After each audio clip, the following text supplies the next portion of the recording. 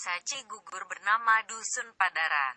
Kata Padara sendiri berasal dari kata padan dan tara, berarti tapa dalam bahasa Sunda. Kala itu, hiduplah seorang wiku sangat berpengaruh, yakni Ki Gede Padara, yang hidup pada abad 12–13 Masehi. Ki Gede Padara masih memiliki hubungan keluarga dengan kerajaan Kajene, kini Kuningan, yang dipimpin Pangeran Arya Kamuning, dan Pangeran Pucuk Umum seorang raja dari kerajaan Talaga Selatan.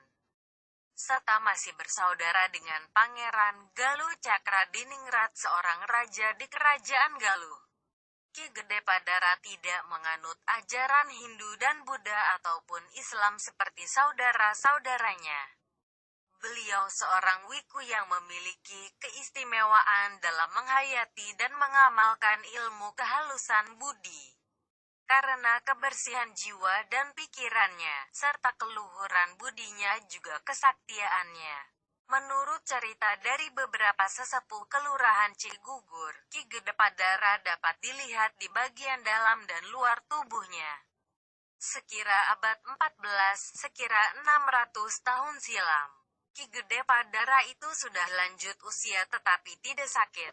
Ia ingin meninggal dunia layaknya manusia biasa, yakni dikubur dan memiliki pusara makam agar bisa dikenang dan dijadikan sejarah untuk generasi yang akan datang. Tetapi keinginannya itu sulit terwujud. Keinginan itu akhirnya didengar oleh saudara terdekatnya, Raja Kajene, yaitu Arya Kamuning. Arya Kamuning kemudian menyampaikan keinginan Ki Gede Padara kepada seorang tokoh perguruan Islam di Caruban, kini Cirebon, yang merupakan guru sekaligus sahabatnya, yakni Syekh Maulana Syarif Hidayatullah atau Sunan Gunung Jati. Singkat cerita, Syekh Maulana Syarif Hidayatullah menemui Ki Gede Padara. Beliau sangat kagum dan tercengang atas tubuh Ki Gede Padara yang dapat dilihat dari luar dan dalam tubuhnya. Beliau berpendapat bahwa Ki Gede Padara itu memiliki ilmu sangat tinggi serta besar penghayatannya dan pengamalan kehalusan budinya. Pada saat pertemuan itulah Ki Gede Padara mengemukakan maksud dan tujuannya kepada Sunan Gunung Jati. Lalu, Syekh dari Cirebon itu menyanggupi dengan syarat Ki Gede Padara harus mengucapkan 2 kalimat syahadat. Syarat itu pun disetujuinya. Setelah terjadi kesepakatan itu, Ki Gede Padara melaksanakan perintah Syekh Maulana Syarif Hidayatullah dengan mengucapkan 2 kalimat syahadat. Subhanallah dengan izin Allah SWT. Menurut cerita, baru 1 kali Ki Gede mengucapkan 2 kalimat syahadat terjadi keajaiban. Tubuh Ki Gede Padara tiba-tiba menghilang sirna tak berbekas alias ngahyang. Dengan menghilangnya beliau mudah-mudahan meninggal husnul khotimah dalam keadaan menjadi muslim.